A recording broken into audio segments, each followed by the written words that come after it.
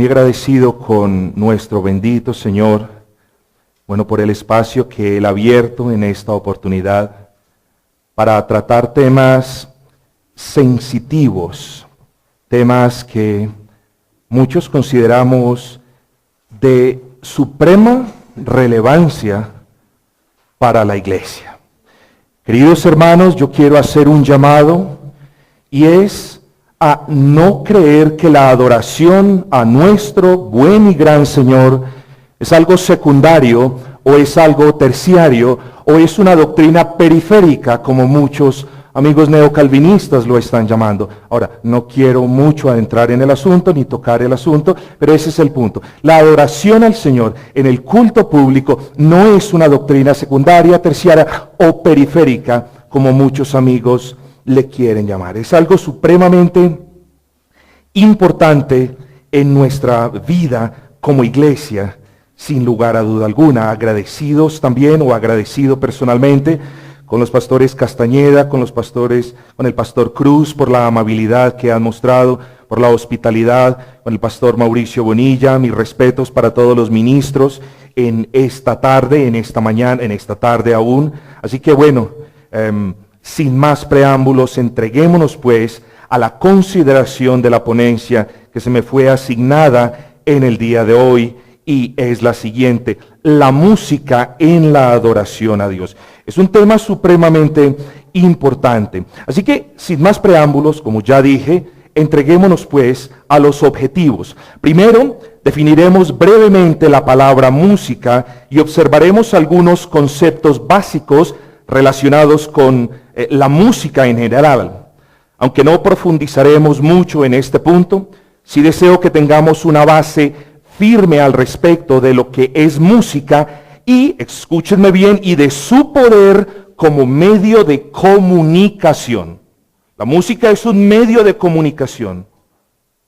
En segunda instancia, miraremos o examinaremos si la música como medio de comunicación tiene la capacidad para generar emociones. Además, consideraremos el carácter moral de la música. Ustedes me van a escuchar en esta tarde hablar mucho acerca del aspecto moral. ¿Es la música que escuchamos neutralmente moral?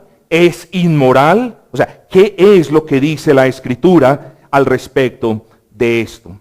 Y en tercera instancia, propongo al final de cuentas, al final de la ponencia, responder a la pregunta: ¿qué tipo de música debe adoptar la iglesia para adorar a Dios? ¿Y por qué? La música ha acompañado la raza humana por miles de años. Aunque no conocemos a ciencia cierta muchos de los detalles del origen y de las características de la música en su comienzo, la Escritura es el mejor punto de partida y nos provee a la vez información valiosa al respecto del origen de la música. Por ejemplo, haciendo referencia al primer músico, la Biblia dice lo siguiente: Jubal fue el padre de todos los que tocan arpa y flauta, Génesis 4:21. Vale la pena notar dos cosas en este preciso momento. La primera: el primer músico descendió de la simiente caída de Caín, cosa que debe llamar nuestra atención para propósitos de esta ponencia. Kill and the Leech, que son los apellidos de lo que constituyen, en mi aspecto, en mi opinión, el mejor comentario del Antiguo Testamento, dejan entrever que entre los cananeos ya florecía el amor por las cosas terrenales y por las cosas sensuales. De hecho, el nombre de la madre de Jubal, a quien la Escritura hace referencia como el padre de aquellas personas que tocaron el arpa y la flauta, la madre de Jubal tuvo como nombre Ada. Eso nos dice Génesis 4:20, que significa la adornada. El nombre de la otra esposa del padre de Jubal fue Sila, cuyo nombre denota la idea de una persona morena o de aquella, noten esto, o de aquella que se tintinea, que se tontonea, que se mueve como un cascabel. Entonces, no son pocos los comentaristas que argumentan que aún desde el comienzo, aún desde este punto, hubo una clara tendencia a producir música que no glorifica al Señor. Lo segundo, todos sabemos que la caída afectó al hombre, eso lo tenemos por sentado. Y sabiendo que que la caída afectó al hombre, todo lo que el hombre comenzó a hacer a partir de aquel instante, y esto incluye la música, también quedó, digámoslo así, bajo la maldición de Dios. Partiendo de la base que lo más probable es que la música no haya sido creada por el hombre caído para adorar a Dios, sino para su propio deleite, es su deber y el mío, como parte de cada iglesia local, preguntarnos si es pertinente o no prestarle atención a la música que escuchamos, o simplemente podemos escuchar, queridos hermanos, cualquier tipo de música, porque como lo dicen muchos, eso es algo donde no hay nada bueno o nada malo. Vamos a ver si en la música hay algo bueno, hay algo malo, o si la música no es ese transmisor, ese conducto, ese medio por el cual emociones son transmitidas. Así que definamos entonces qué es la música. A manera de amable advertencia y en virtud del material o de la cantidad de material que tenemos por considerar, creo que no es apropiado emplear mucho tiempo definiendo qué es la música. Sin embargo, observaremos un par de definiciones. La primera de ellas es la definición que nos provee la Enciclopedia Británica. La Enciclopedia Británica define la música como el arte relacionado con la combinación de sonidos como una expresión de una emoción. La expresión es una combinación de sonidos como una expresión de una emoción. Es importante que tanto usted como yo nos fijemos en lo que dice esta enciclopedia, que es una de las enciclopedias con mayor reputación. La música es la expresión de una emoción. Así que lo que esto está diciendo es que la música en cierta manera es un canal expresivo, un medio por el cual se pueden comunicar cosas buenas y cosas malas. Pero no nos quedemos allí. Es algo común definir la música como una construcción de estándares que cuentan con ritmo, con melodía y armonía. El ritmo, por ejemplo, es la distribución de los sonidos en una línea de tiempo. La melodía es la organización sucesiva de estos sonidos, uno después del otro, y la armonía son sonidos producidos de manera simultánea. Eso también es definido, o esa es la definición que se le da a la palabra música. El diccionario Océano 1 define por su parte la música como, escuchen la palabra una vez más, el lenguaje artístico cuyo medio de expresión son los sonidos. Así que en el amor del Señor no nos creamos aquel cuento de que la música es moralmente neutra. No, la música es un medio de expresión, es un lenguaje cuyo medio de expresión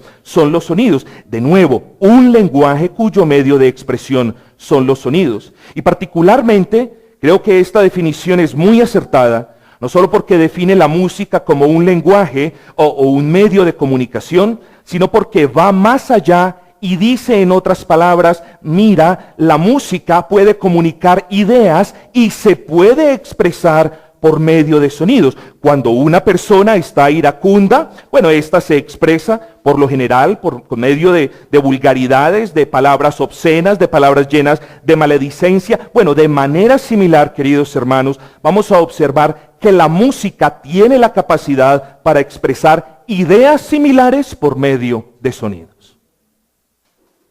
Generalmente hablando, la música es creada por su autor con una estructura particular en mente. Es decir, la música que escuchamos es el resultado de cierto tipo de planeación cuidadosa por parte de alguien que quiere comunicar sus emociones.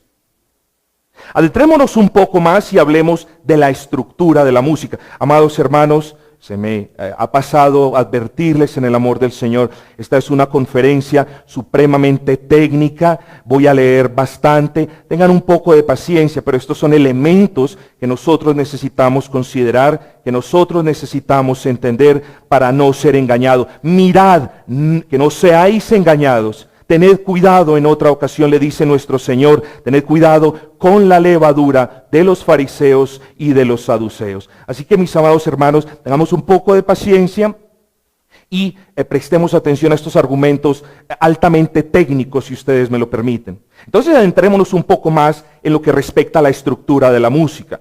Cuando hablamos de la estructura de la música, hacemos referencia a la manera en que las notas musicales, do, re, mi, fa, sol, la, si, están agrupadas o organizadas en la línea de tiempo. Por ejemplo, un reconocido grupo de compositores musicales afirma lo siguiente al respecto de las estructuras musicales conocida como puente musical. El puente musical, dice este famoso grupo de compositores, el puente musical es un intermedio de la estructura musical que conecta dos partes de una canción. Esta estructura musical, este puente musical, ayuda a que la canción no caiga en una simetría aburrida o en una repetición predecible, y suele ser usado, y aquí es donde les pido que prestemos atención, y suele ser usado para llevar la canción a un clímax máximo. Vean la manipulación. Las estructuras musicales no están allí simplemente de manera aleatoria. No, son cuestiones cuidadosamente planeadas, cuidadosamente estructuradas, cuidadosamente organizadas, y en este caso el mismo testimonio de los músicos seculares nos está diciendo, son puestas allí para llevar la audiencia a un clímax, a una cúspide en la canción. Es decir, quieren mover, quieren crear en nosotros sentimientos y emociones de carácter artificial. Y suele ser usada para llevar la canción a un clímax máximo, a una máxima tensión y para preparar el desarrollo final de la canción. En la música rock, por ejemplo, el puente musical, la estructura musical que une esas dos partes de una canción para que no caiga en una repetición predecible o aburrida, suele aparecer al son de la guitarra. Ese es un ejemplo, por decir algo. Si prestaron atención, o si prestamos atención a la descripción hecha por estos profesionales de la música acerca del papel del puente dentro de la estructura musical, se habrán dado cuenta que hay una intención clara detrás de su inclusión en una canción. Y sugiero que nos preguntemos, ¿cuál es esa intención? Bueno, la intención de muchas de estas estructuras musicales y del puente musical en particular es, insisto, como les decía ahora, es la de llevar los oyentes a un clímax emocional por medio de la manipulación de un instrumento musical.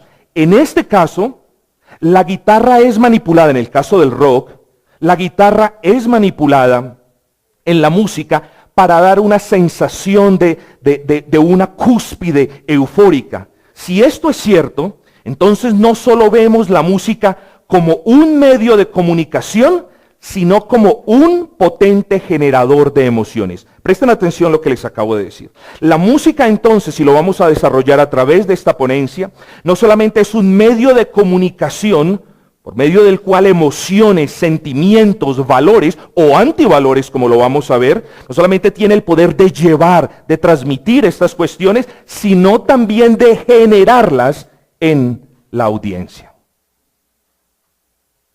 Hermanos, la Escritura nos dice de manera clara que el corazón del hombre es engañoso y perverso.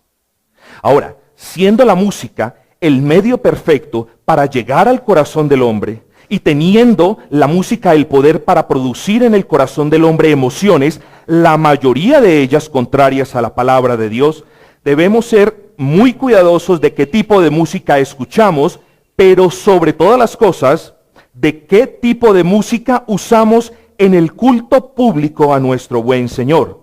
Lo decía el pastor Cruz hace unos instantes, no vaya a ser de que engañados en nuestros corazones Creamos que estamos adorando a Dios en espíritu y en verdad, cuando todo lo que en realidad estamos haciendo es cantar canciones doctrinalmente correctas al son de ritmos mundanos. No vamos a caer en ese error, queridos hermanos. Ritmos mundanos que bien se pueden asemejar a una inmensa fábrica, una gran factoría, donde se producen emociones artificiales de todo tipo. Y ese es el punto que deseo ahora tratar. La música genera emociones. No estoy diciendo que las emociones sean inapropiadas en el culto de adoración a Dios, por supuesto que no. Lo que yo quiero enfatizar en este momento es cómo nosotros estamos manifestando esas emociones a Dios. Las emociones brotan de un corazón agradecido a Dios, de un corazón redimido, de un corazón que tiene la gracia del Señor, de un corazón que ha comprendido lo que el Señor ha hecho en la cruz del Calvario, o simplemente las emociones están brotando de manera carnal, incitadas o producidas o causadas por una guitarra o por una balada o por un ritmo en particular. ¿Cómo nos estamos expresando delante de nuestro buen Dios en el culto de adoración? Entonces, no que las emociones sean malas, el emocionalismo es malo, en primera instancia. En segunda instancia, cuando las emociones son producto de un corazón regenerado, cuya mente ha comprendido las verdades salvíficas, entonces son legítimas. Y el Señor demanda la adoración con todo nuestro ser, incluyendo las emociones. Sin embargo, cuando las emociones o el emocionalismo es producto de esa carnalidad, de ese remanente de pecado que aún permanece en nosotros, movidos por una guitarra o movidos por la sensualidad de cierta balada, entonces no son emociones permitidas en la adoración pública a nuestro buen Señor. Como lo hemos visto, las estructuras melódicas de cada uno de los géneros musicales, por muy sorprendente que nos parezca, tiene no solo la capacidad de comunicar, sino también de generar en la audiencia el aspecto emocional que el compositor quiera transmitir. Para que percibamos esto o esta verdad de una manera más clara, les invito a considerar en su mente las siguientes preguntas. Esto es un poco fuerte, obviamente me expreso con sumo respeto y cuidado, pero cuando usted escucha un himno, ahora que cantábamos el himno, dígame usted, ¿cómo reacciona? ¿Las damas tienen el deseo de ser insinuantes?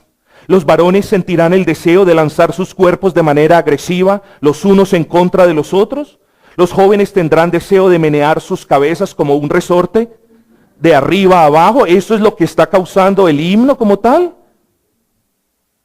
De la misma manera en la que mis palabras han producido en ustedes esas ideas repugnantes al imaginarnos estas cosas, exactamente de la misma manera, mucha de la música que se escucha en el mundo tiene la capacidad de influenciar a las personas para que se comporten de manera repugnantes delante de Dios.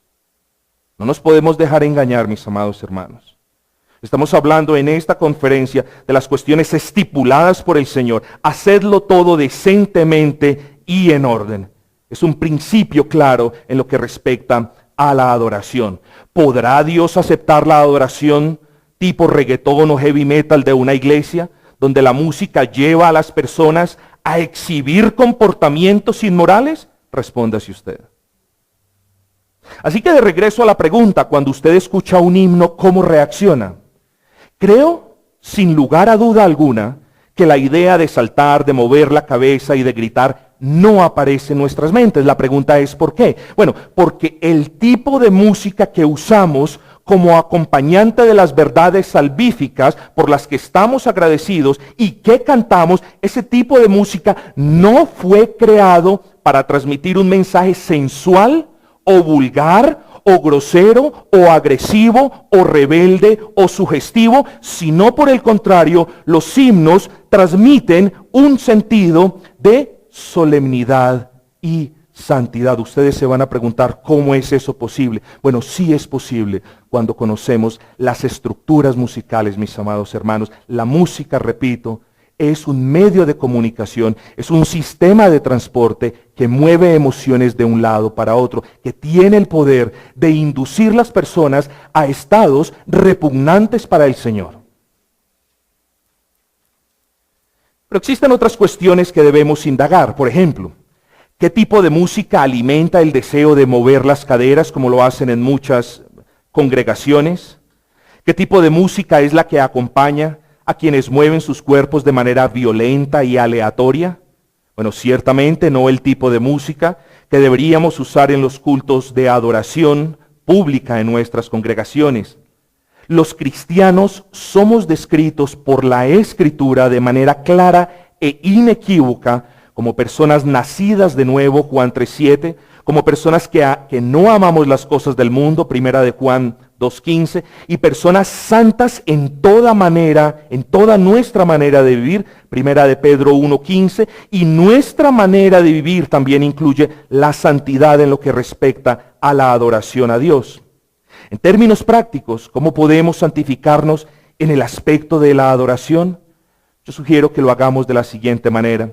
Si hemos de usar música como un acompañante de las verdades que cantamos, usemos una música totalmente distinta a la música que escucha el mundo que se opone a Dios. Música con la capacidad de ser el acompañante propicio para las ideas de asombro, de reverencia, de gratitud y de solemnidad que quiere expresar el pueblo de Dios cuando le alaba. Y lo que quiero decir simplemente es esto: si en el mundo encontramos música que refleja valores mundanos o anticristianos, ¿por qué habremos de disfrazar esos ritmos sensuales con el manto de hermosas letras de himnos de antaño? Como le decía yo a un pastor hace unos minutos, esto sería como ponerle un diente de oro a un marrano mueco. No podemos, repito, no podemos disfrazar una música profana, una música sucia, una música inmunda, sobre pretexto de que estamos cantando líricas doctrinalmente correctas. Son cuestiones incongruentes y mutuamente excluyentes, queridos hermanos. ¿Acaso alguno de nosotros como creyentes puede generar en su mente una relación lógica entre personas eufóricas saltando sin control al ritmo del rock cristiano en las iglesias, con nuestro bendito Señor Jesucristo cantando himnos el día que fue enjuiciado? ¿Puede usted correlacionar esas ideas? ¿Puede usted visualizar en su mente a la madre de nuestro Señor Jesucristo y a las otras mujeres que adoraban a Dios en el aposento alto con los 120, adorando de una manera desinhibida y sensual y grosera al ritmo de una balada? ¿Usted se puede imaginar eso? Bueno, hay muchos cristianos que se lo están imaginando.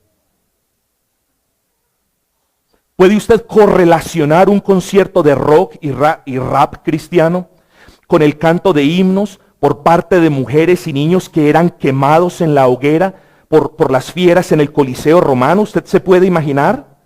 Bueno, muchos profesantes de la fe cristiana alegan que estamos en tiempos diferentes, y bueno, en ese aspecto les doy la razón. Sí que vivimos en tiempos diferentes. Amados hermanos, tan diferentes son los tiempos en los que vivimos que ahora, en aras de complacer a la juventud, muchos ministerios cristianos han importado la música del mundo sobre pretexto, es decir, bajo la excusa de hacerlo para el Señor y convertir la adoración a Dios en algo culturalmente relevante para los jóvenes. Yo creo que ustedes han escuchado eso de sus pastores muy a menudo.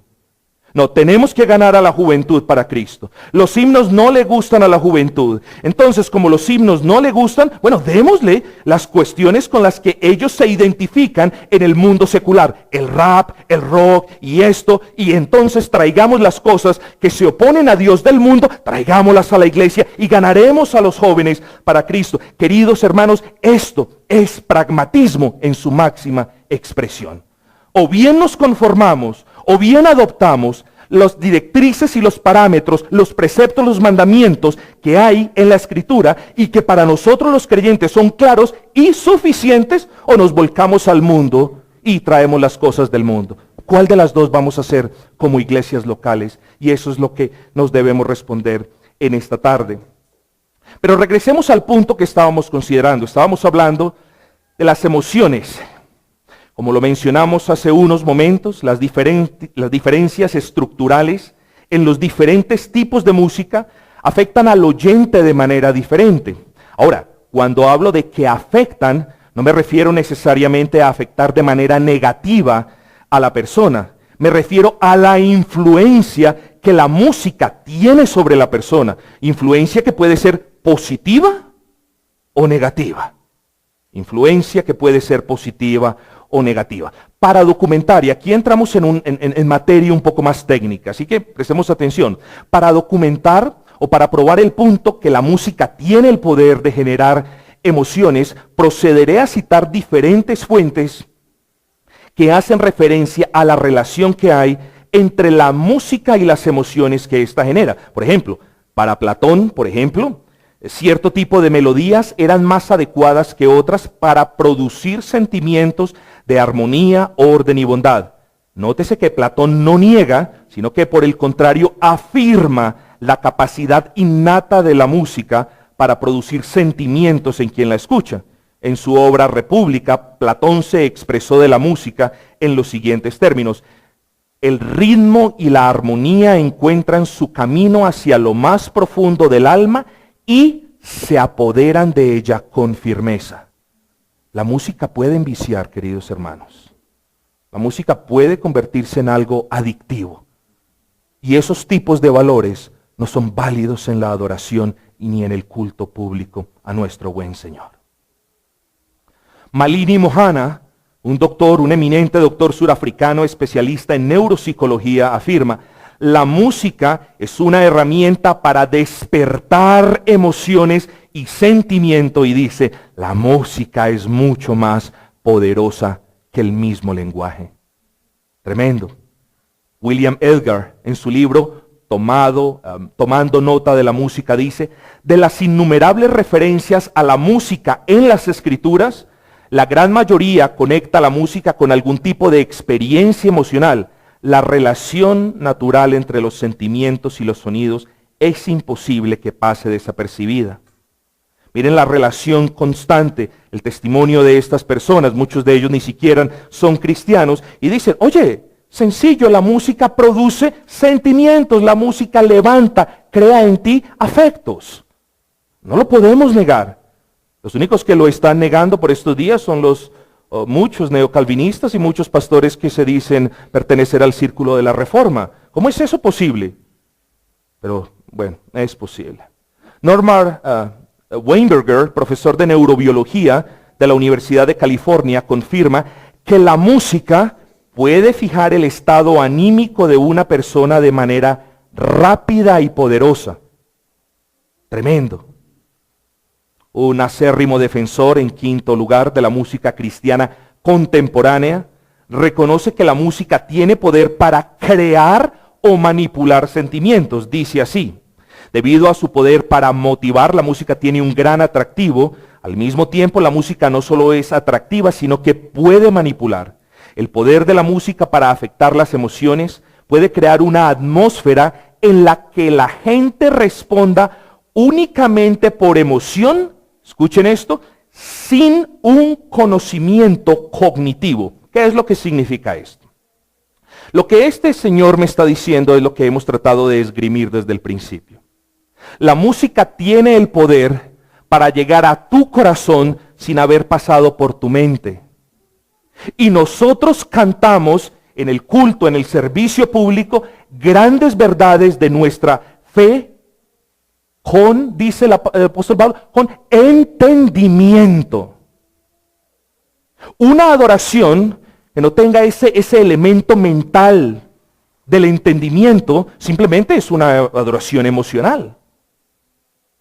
Entonces, lo que me está diciendo este señor es, la música tiene el poder de saltarse del aspecto cognitivo o mental para llegar simplemente a tu corazón y manipular las emociones. Yo me pregunto, ¿será esa la adoración que requiere el Señor? Bueno, no, porque la adoración en el culto público requiere que nosotros, como parte de la iglesia, adoremos a nuestro buen Señor con todo nuestro ser. Con entendimiento lo produce una mente regenerada. Y con emociones regeneradas lo produce un corazón regenerado, mis amados hermanos. No podemos entonces separar el proceso cognitivo o el raciocinio de las emociones. Procedo a hablar de la moralidad de la música. Y comienzo simplemente diciendo, la música no es amoral, o en otras palabras, la música no es neutralmente o no es moralmente neutra.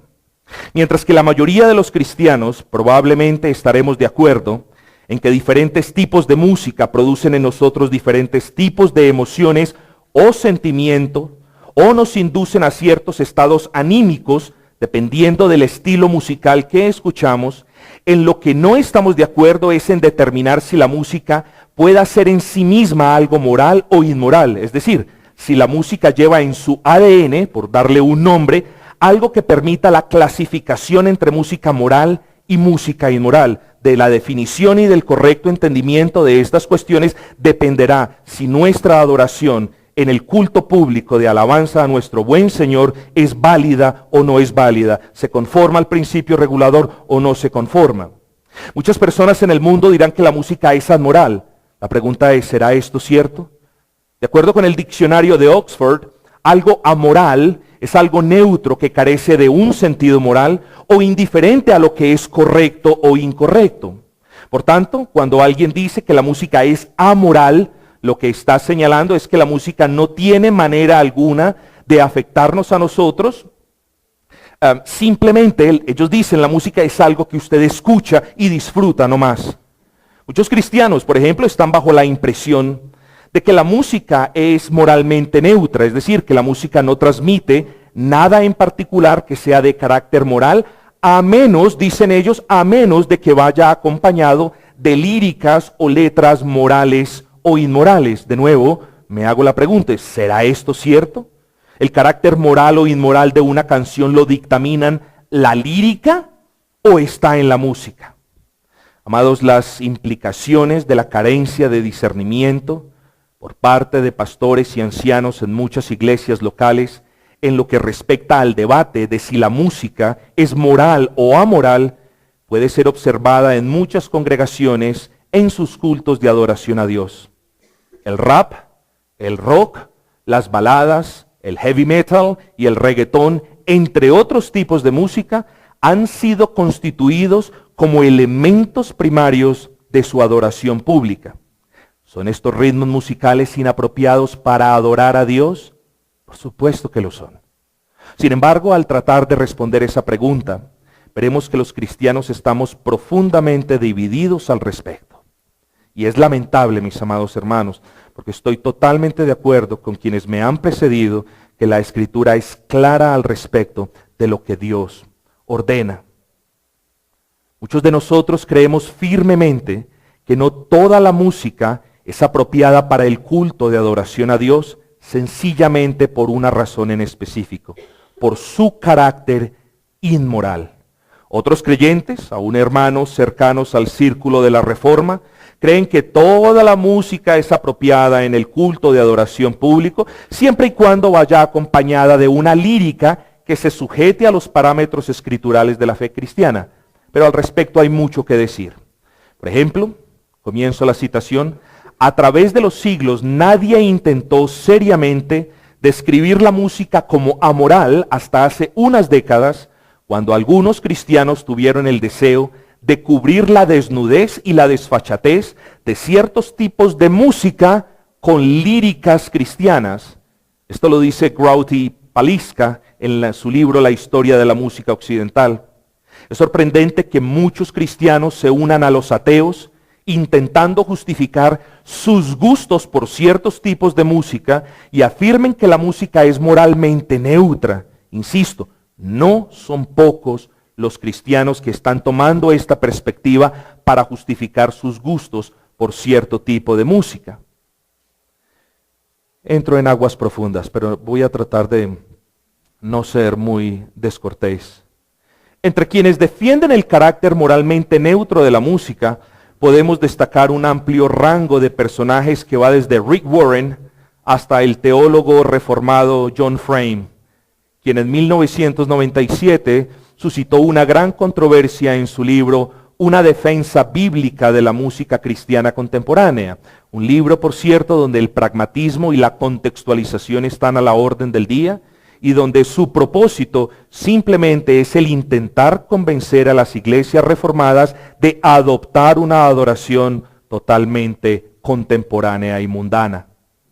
Pero gracias al Señor, nuestro fundamento como creyentes, mis amados hermanos, está en la Escritura, y es precisamente allí donde encontramos referencias útiles en lo que respecta a la capacidad de la música para representar estados de ánimo y sentimientos específicos. Prestemos atención. Job 30:31 me dice: mi arpa se ha convertido en luto y mi flauta es el sonido de llorar. Jeremías 48:36 me dice, o nos dice: por lo tanto mi corazón gime por Moab como flautas. Isaías 24:8 dice: la alegría de los panderos se acaba, la alegría del arpa también.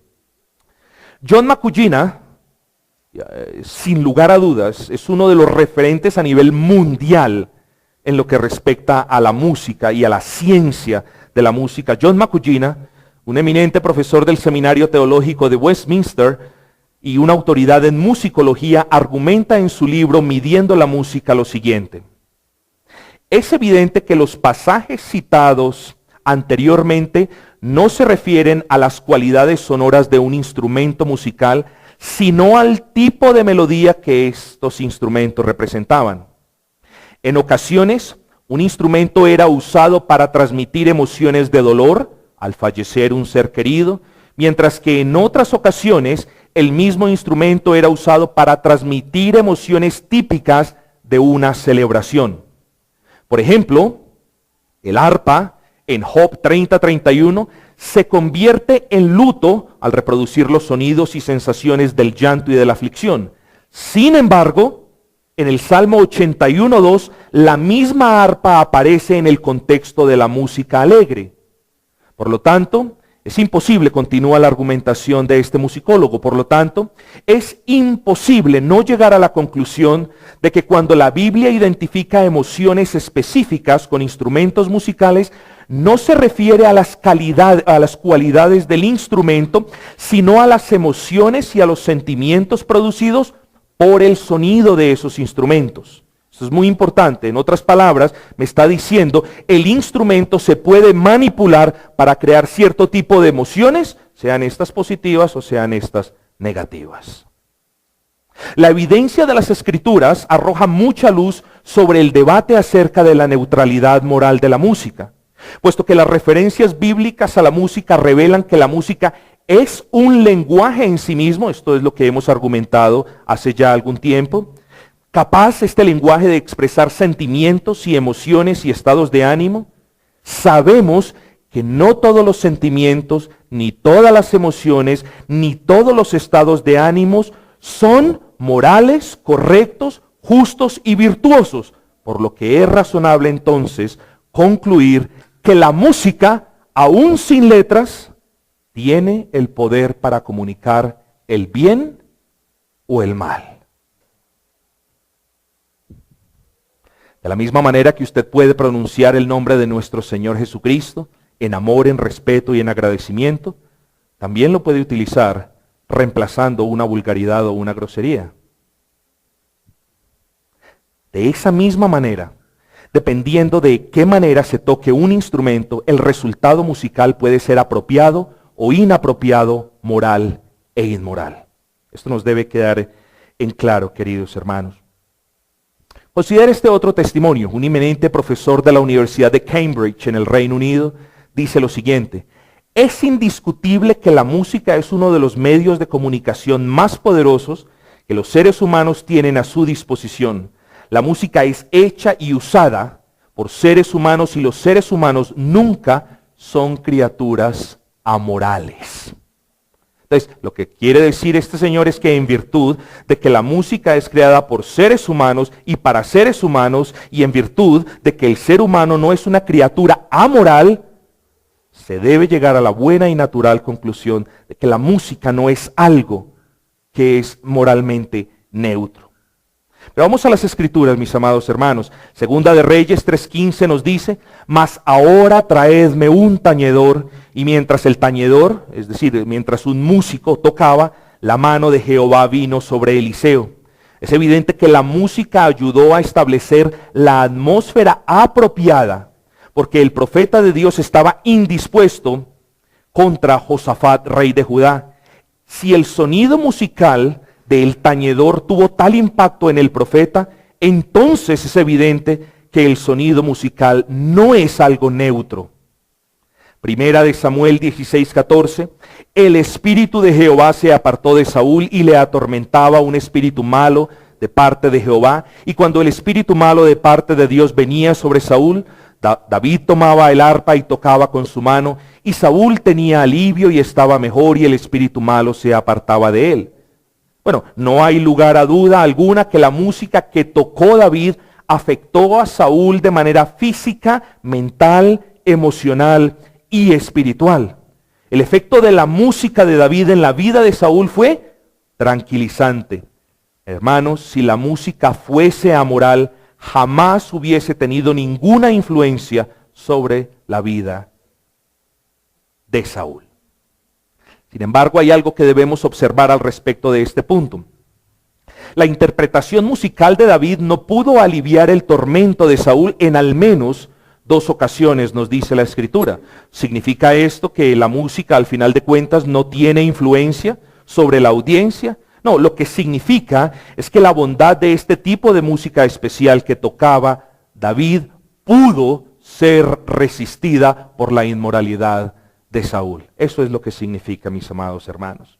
Ahora quiero que entremos a una serie de razonamientos que hace un muy conocido pastor bautista. Este señor es el pastor, el doctor David Cloud. Prestemos atención a estos argumentos que pone en grave aprietos a quienes persisten en abogar por el carácter moralmente neutro de la música.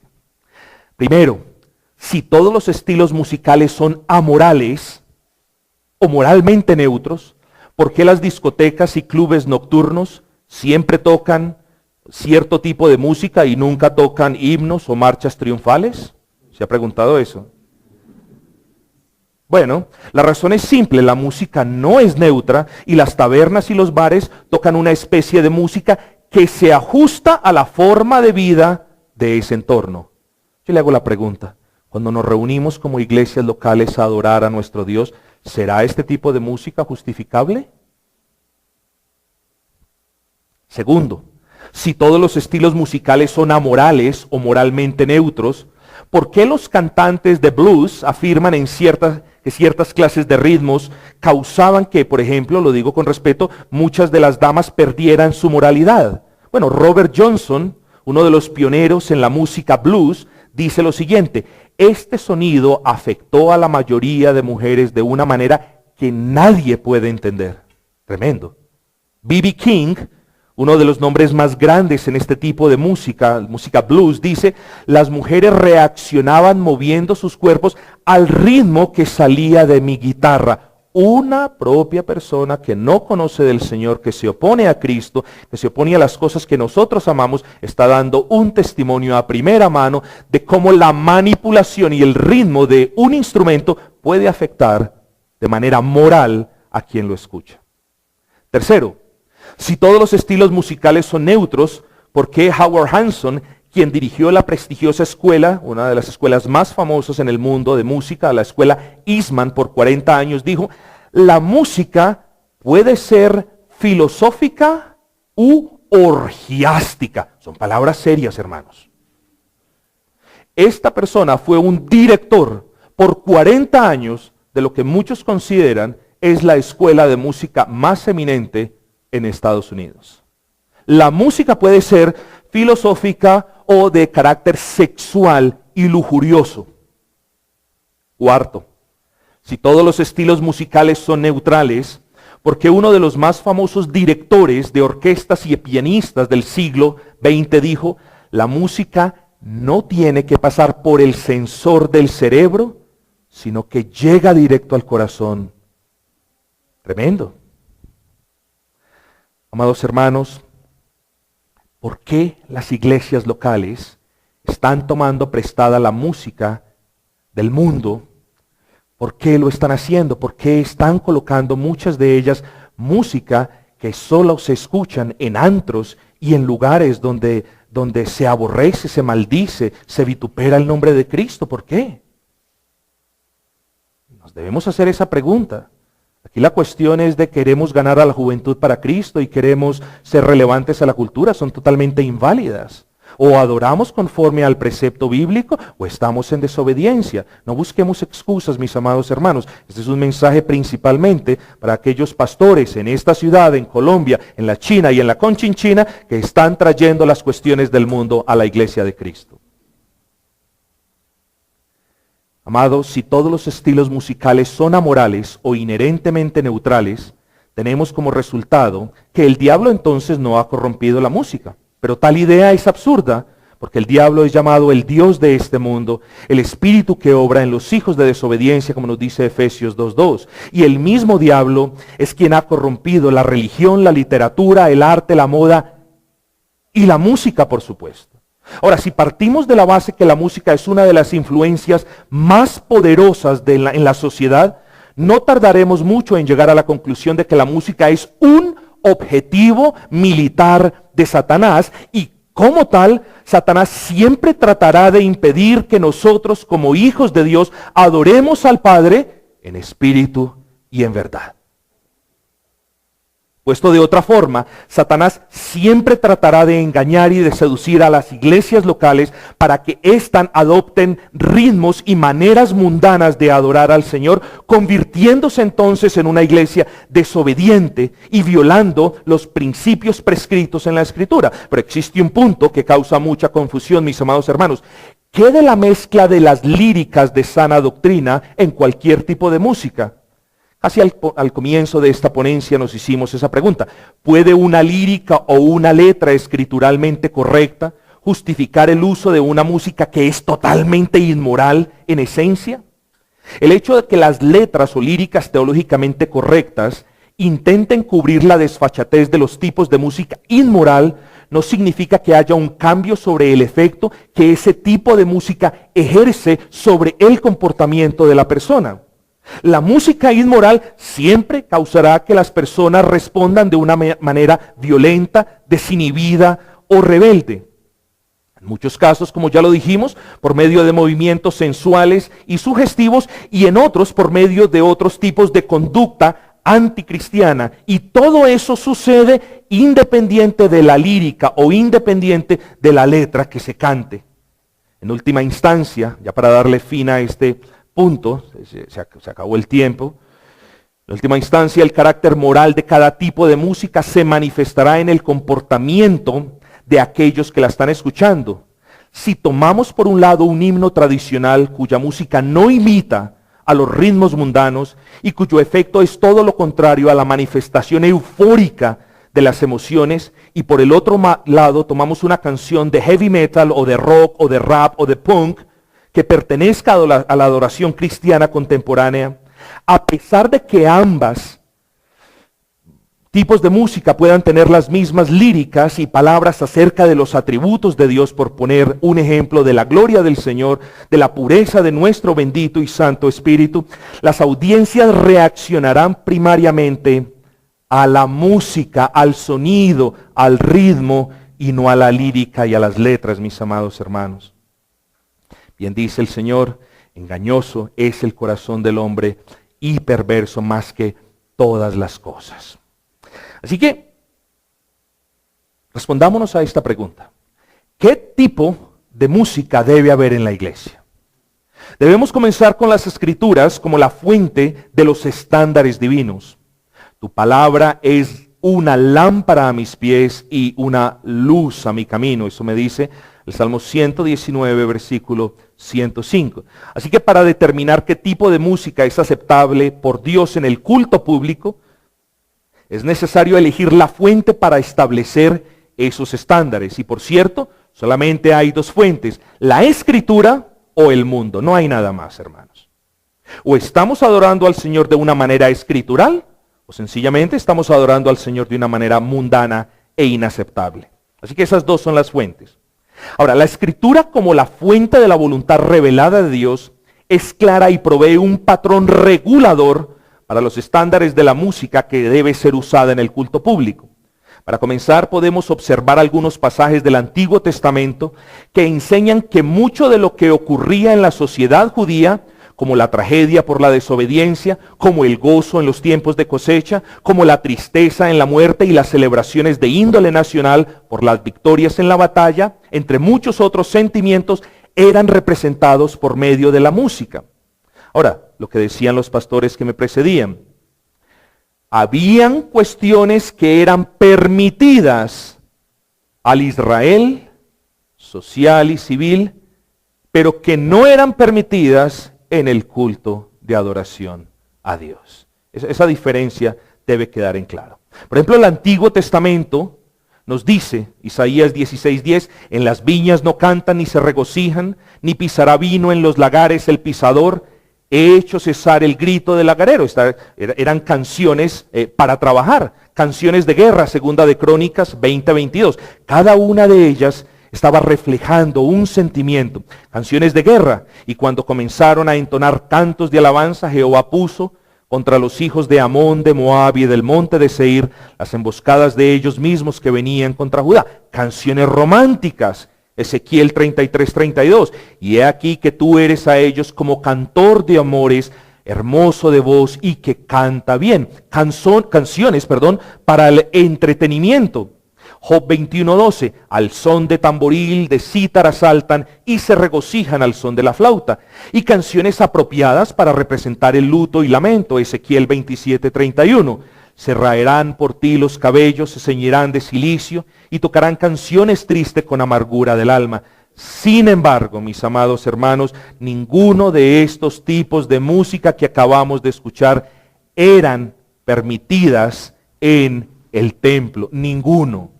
Y ahí es donde debemos diferenciar las cuestiones que pueden ser permitidas fuera del templo y las cuestiones que son reguladas en el culto público de adoración. Entonces, voy a tratar de hacer un milagro y terminar en 3 minutos.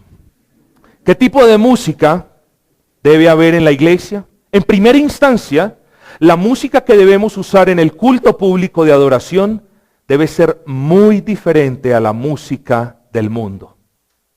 Si partimos de la base que el testimonio y las prácticas de una iglesia cristiana son por definición sustancialmente diferentes a aquellas del mundo, por necesidad natural, la música que usamos en las iglesias para adorar a Dios debe ser diferente a la música del mundo. En un cristianismo posmoderno como en el que vivimos, que ha vendido la idea de que la iglesia debe redimir la cultura, es necesario tomar una postura firme y bíblica al respecto de la música. ¿Qué justificación tendrá, me pregunto, una iglesia para usar en el culto público de adoración al Señor la música usada, la misma música usada por el mundo en los conciertos de rock, en la discoteca, en el bar y en los burdeles y en las cantinas? La palabra de Dios es clara, primera de Juan 2:15, no améis al mundo ni las cosas que están en el mundo. Si alguno ama al mundo, el amor del Padre no está en él. ¿Acaso un cristiano ama el resentimiento que transmite el rap, la sensualidad que transmite el reggaetón y la violencia que transmite el rock pesado? Porque queremos traer esas cosas para la iglesia, mis amados. ¿Acaso no es suficiente un corazón que emana de gozo y de felicidad por lo que Dios ha hecho? ¿Acaso esa no es la adoración prescrita por el Señor? Por supuesto que sí. Segundo, la música que debemos usar no solamente debe ser diferente a la que usa el mundo para tontonearse y para hacer lo que ellos saben hacer, sino que es una música que no debe generar pasiones, sentimentalismo o emocionalismo.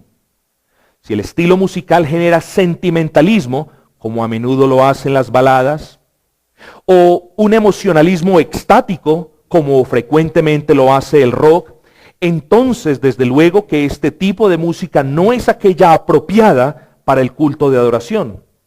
Hablando al respecto de este punto, es triste observar a un sinfín de iglesias sumergidas en el uso de canciones superficiales y triviales que producen gratificación inmediata en la audiencia y suscitan pasiones superfluas que distan de ser sentimientos genuinos que nacen de un corazón regenerado.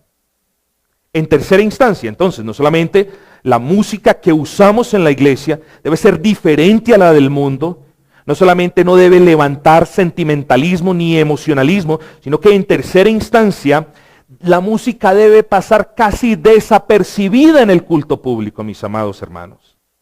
Si hemos de usar música, que ésta pase por debajo de lo que nosotros cantamos, que no sea notoria, que no tome el lugar central.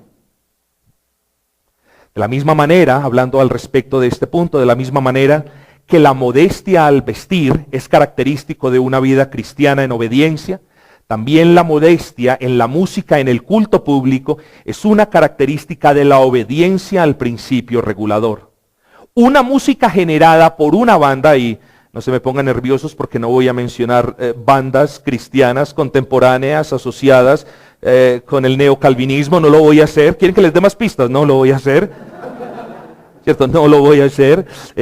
Una música generada por una banda que llama la atención por la riqueza de sus arreglos musicales y por su volumen y por la riqueza en sus instrumentos, solamente por citar algunos de sus elementos, no solo interfiere con la adoración en espíritu y en verdad, sino que peor aún, toma un papel protagónico sobre ella, relegándola a un segundo plano. Así que, queridos hermanos, como dice el doctor John Blanchard en su libro El rock invade a la iglesia, es evidente que no hay evangelio en la música. Dios nos dio el evangelio en palabras y nada en la música debe distorsionar, oscurecer o desplazar en lo absoluto la palabra de verdad. Cuarto, ya termino. La música que debemos usar en el culto público de adoración debe ser coherente con la verdad que cantamos. Siendo la música un medio capaz de transmitir ideas y de generar emociones, como ya lo hemos explicado a lo largo de esta ponencia, es apropiado que la iglesia someta la música a las normas que rigen la manera en la que nos comunicamos con palabras. Si nuestra manera de comunicarnos como creyentes tiene que ser una que glorifique a Dios, también la música que nosotros usamos debe ser una que glorifique a Dios. Por ejemplo, si las palabras que brotan de corazones que adoran a Dios deben ser de carácter dócil y apacible, le hago una pregunta, amigo. ¿Podrá la música usada en la adoración a Dios reflejar las virtudes opuestas? El Señor nos dice en Malaquías 3:13, vuestras palabras contra mí han sido violentas, dice Jehová. La pregunta es, ¿podremos venir ahora a adorar a Dios con música que representa violencia, como el heavy metal, como el rap, como el rock y como todas las demás cosas? Yo me pregunto si eso se puede hacer. Bueno, yo no puedo reconciliar en mi mente la idea de alabar a Dios en espíritu y en verdad por medio de palabras que reflejen amor, aprecio, reverencia, asombro, con una música que refleje o que transmita las virtudes opuestas. Para finalizar, en la adoración al Dios vivo hay música apropiada y hay música inapropiada. Hay música que es reverente y que eleva los corazones a Dios y que se ajusta a lo sublime de la adoración en espíritu, y hay otra que incita a los ojos y a la mente y al cuerpo a descender al mundo. Hermanos, solo la música majestuosa y reverente es apropiada para adorar al Dios de toda majestad.